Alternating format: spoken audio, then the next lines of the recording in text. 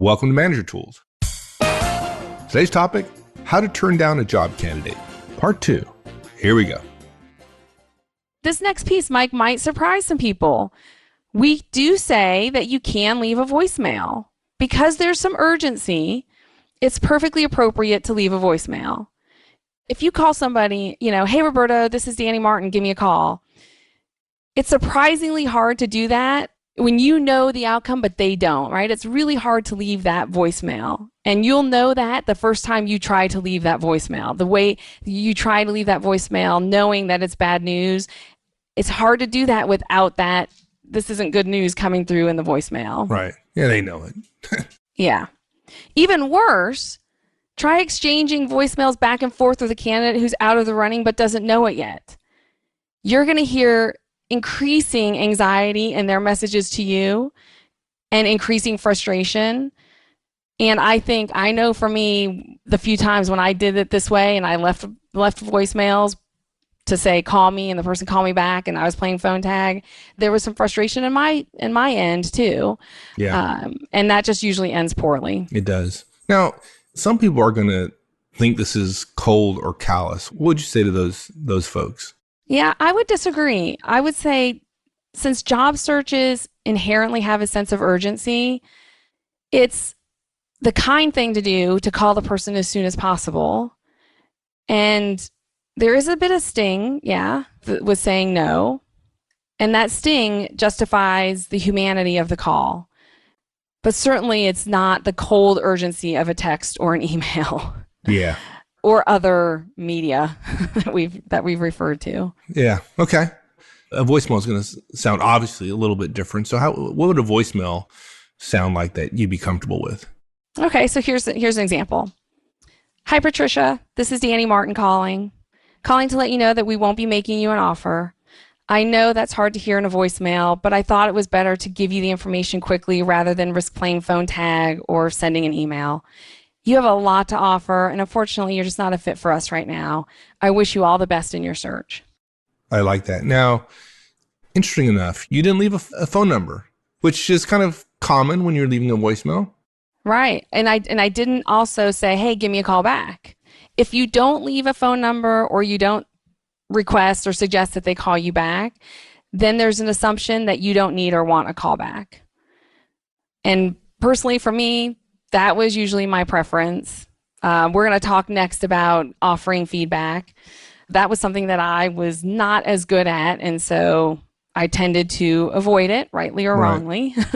But if you are willing to offer feedback, and we'll talk in a moment about how to do that, then leaving a number or suggesting that they return your call is totally appropriate. Right. There's really not a whole lot more to talk about. It's going to be an uncomfortable conversation. Particularly if you get some pushback from them as to, well, why not me? And I mean, it happens occasionally. It's not all that common, but it does happen. That's when it gets to be terribly uncomfortable, and they want to know why and all that kind of stuff. And that's probably why, Mike, most of us put it off, right? Is we're afraid of what are they going to say? What are they going to ask? Am I going to be put in a difficult situation? And that's why I think we put it off to begin with. Let's just assume for a second that this person doesn't fit into the category of somebody we want to give feedback to necessarily. And so we haven't suggested that we want them to call back by leaving a phone number or by suggesting they return our call.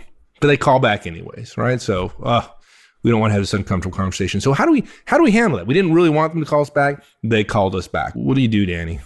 So what we do here is we do not answer their first call. We let their first call go to voicemail. This is one of the moments where we can all be grateful for the wonderful technology of voicemail and caller ID, right? And the reason for this is it allows you to assess their response to your declination. In other words, if they're respectful and appreciative, if they say something like, thank you so much for calling, I really appreciate it, I enjoyed interviewing with you, and hope to continue talking with you about other opportunities or something like that, right? Mm-hmm. Something that's kind, respectful, appreciative for the opportunity, and then they politely ask for feedback that you're willing to give, then feel free to call them back. Yeah. Or they just want to say thanks, right? Yeah, if they just want to say thanks. I had a lot of people who called me and said, hey, I just want to call and say thanks for letting me know. Sad to say, I had a lot of people call and say, I'm surprised that you called to let me know. Very few people do. In which case, then then I don't mind calling that person back and saying something like, very nice of you to return my call. Thank you. Sorry things didn't work out this time. Please let's keep in touch because, there are always future opportunities here. Yeah, absolutely. I mean, why wouldn't you? I mean, have an opportunity to develop a relationship with somebody who you said no to. I mean, it's just, and frankly, if you say no to somebody and they respond that in a positive, friendly, thankful manner to you for the opportunity just to interview with you, that's a good sign. That person, that's huge. That's that person, they've just gone up in value. They did. They're like, okay, this is somebody that I like to work with. Somebody who can be gracious when they get an answer they don't like. Want. I've had times where somebody handled the no so well that I actually thought, maybe I made a mistake. Mm-hmm. And I certainly kept that person at the top of my list. And I had enough openings that there were several times where I reached out to them 4, 5, 6 months later and said, hey, we have another opening. Are you still interested? There you go. You never know. You never know. Now, frankly, as much as I appreciate the folks that call back and who are thankful and appreciative for the opportunity, those are not my favorite. The favorite ones are, for me, the ones that call back who are cruel and mean and accusatory and all that kind of negative stuff. Because if I felt any guilt about saying no, like it's completely gone now. Now I'm going like, thank God I didn't hire that person. And so to me, obviously I'm joking, folks. That relieves me of whatever guilt I had. Now, if somebody is less than professional when they call you back, right? And it's clearly going to be a negative conversation, do you feel any kind of obligation to call that person back? No, yeah, absolutely not.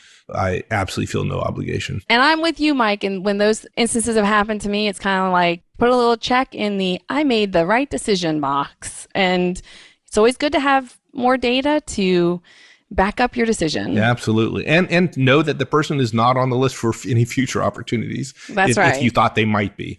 So, and I've run lots. I've had several people in my years of management who interviewed real well, and I thought they were good and I thought there might be an opportunity in the future, and they proved me wrong almost immediately. And thank God. And sometimes people under duress and stress, they reveal their true nature. Absolutely. And it's good to know. Now, something occurred to me, like as you're going through this, the scene was somebody sees a voicemail. It's from you. They're expecting good news. So they call all their buddies in to the office to play the voicemail message, to share the good news that you've been offered this opportunity. And instead, really, in a million years, that would never occur to me to do. But okay, it could, right? You can see it though. It could. I can see it. It's shocking, but okay. Is that my fault? Should I feel bad if I left? No. No. Okay. No. Good. I didn't think so. Right. I mean, if when you leave a voicemail, my thought is, I don't know if you agree, but my thought is when I leave a voicemail, it's for the private consumption of the person whom I'm leaving it for. Yes. I never think for a second that people are going to play voicemails out loud in an office where other people can hear. I don't know. Maybe people do that. So if somebody wants to frankly be, well, I shouldn't say words like idiot, but if they want to kind of less than smart and do this, I don't see that as responsibility of me as the caller. No, and I would add on to that, Mike, that concern is not a reason to not leave a voicemail. Well, yeah, good point. I didn't think it was a big deal, but it did occur to me. So, and probably it's occurred to others. I'm sure it has. I'm sure you're not alone. So let's get to providing feedback to candidates who you said no to. Is it okay to offer feedback? And one, is it okay? So yeah, that's kind of a no-brainer probably. But are you required to? Do you have to provide feedback to somebody who wants it? That's not an obligation of us as interviewers, right? No, there's no requirement to give a candidate feedback about how they did or why you didn't hire them. There's lots of good reasons for this. And a lot of experienced seasoned managers will tell you, hey, I've tried to do it, and the responses I got were just so far beyond the pale that it becomes painful for you as a manager. It just extends the pain of having to tell somebody no. Responses like indicating that the hiring manager is wrong in their decision, that they, meaning the candidate, does have that skill that you just tried to talk to them about, or that's not really what happened, and besides, it was a silly question anyway. Right. Things like that. Look, we've said this before. Mark said it on Cast. I've said it. I mean, this whole interviewing it's an artificial thing. It's like we have to make a hiring decision not having observed this person working, and so we go through this artificial exercise to try to ferret out whether the person has the skills, has actually engaged in the behaviors that we're looking for, and it's imperfect. Right? One is there's some skill relative to us in terms of how well we can interview. Right. And there's some skill on their side in terms of how well can they translate the behaviors that they've engaged in successfully in the past and communicate that to us, right? That's right. It's important. And there's opportunities for miscommunication. And it's possible the person has the skill, but they weren't able to communicate it and we weren't able to get it out of them. And that's the way it is. And so it's very possible they absolutely do think they have the skill and they may actually have it, but we're stuck with what we have. It's the best, it's not a great process, but I don't know of any other better one, unfortunately. It's the best of all of the horrible processes. There you go. Right? Yeah. So while you certainly can offer feedback, you don't have to. And if you don't want to, and you're asked, here's how you might want to respond. Something like this. That's not something I do, unfortunately. Hiring is a really tough choice. Often it's a subtle choice, and the distinctions between candidates can come down to degrees of ability, and often the degrees are very small.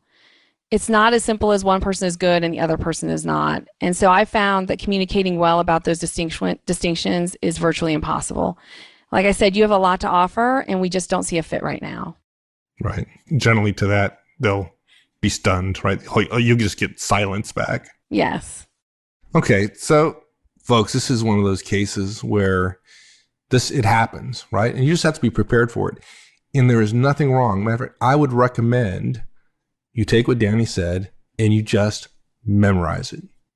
The idea that anybody listening to us would not have a 2-minute speech ready for the time that you get into an elevator with the CEO or your boss 3 levels up, and she turns to you and says something, and now you have 2 minutes worth of conversation. You should be thinking about that conversation before it occurs, right? Yep. The fact that people don't think that way is beyond me, but this is another case. If you think you might get this kind of question or you might end up in this kind of opportunity, have your answer prepared ahead of time. Don't stumble.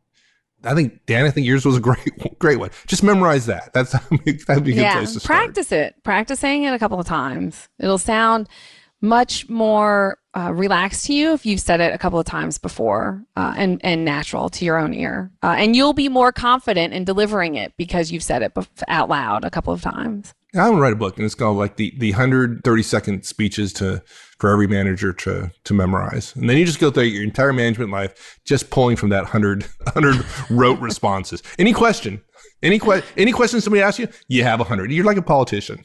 Just say what you want to say, not what they're asking. Okay, so that's the case where you don't want to give a person feedback. What about circumstances where you trust a candidate and you want to provide some comments?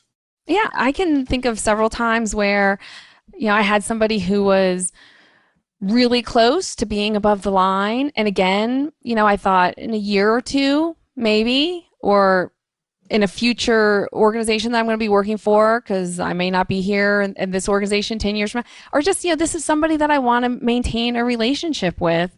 And I see a lot of value that they could add, whether it's through me hiring them or not. And I'd like to try to help them get better. Some folks that maybe sometimes during the interview process, you just kind of really clicked with, and you feel, and I know when I had that happen, I thought, this is somebody that I can trust, that I can share some comments with them, and I think they can handle it. So again, if you're in a situation like that, you think that the person is trustworthy and can handle hearing some comments, hearing some feedback, practice saying it a time or two, and then give them some input.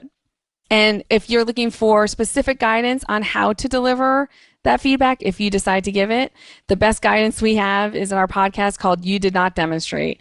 And that's one of my favorite casts. And whether I plan on giving feedback to a candidate or not, prior to calling them to tell them no, I always go back to that cast and I identify one or two things that they did not demonstrate so that I have them at the top of my head and can refer to them. Right. And I love that. And I tried to unsuccessfully, I think, allude to that earlier, right? Which is, we're not saying you don't have or you can't do or something along those lines. It's you did not demonstrate, right? And yes, they have to demonstrate that during the interview. And the fact that they didn't is why you ruled them out. Right. You're not telling them that they don't have the skills or abilities. You're telling them they didn't demonstrate the skills or abilities, which again, is harder for them to disagree with, right? If you say, well, you just didn't have the skills that we're looking for, they can debate that. But if you say you did not demonstrate this skill that is critical to this role, you're not saying they didn't have it. So there's less room there for them to argue with you. And it's useful information for them, because if they do believe they have this skill, then if they want to be successful in the future, they're going to be able to take advantage of your input and think about how they could demonstrate that better. It is useful to them. And if you don't intend to give them something that's useful, then I can't imagine why you'd want to give them feedback or input. Absolutely. So let's wrap it up. So we talked about 5 things when it comes to notifying a candidate that you're not going to be hiring them, when you're going to be turning somebody down. Number 1, you're obligated to notify a candidate of a no expeditiously, so quickly, the same day that you decide. 2, you can wait for an acceptance before notifying a declined candidate. 3, you can rule candidates out before you make a hire. 4, when you call them, be simple, direct, to the point. And yes, you got to call them. No text, no email. Number 5, you can offer feedback, but you don't have to. This is the right way to do it, Mike. It's simple, it's professional, and we ought to do it with our declined candidates as well as we would want to have had it done to us. I agree. That was the biggest thing for me to remember was, if I was this person, would I want to know now or 2 weeks from now? I'd want to know now. Yeah, that's awesome. Hey, thanks, Dan. I love doing these podcasts with you. I learn something every single time. So thank you. I appreciate it. They're a lot of fun. Thanks, Mike. Thanks, Danny. We'll see you. Bye. Thanks, everyone. That's it. We'll see you next week. Have a great one. So long.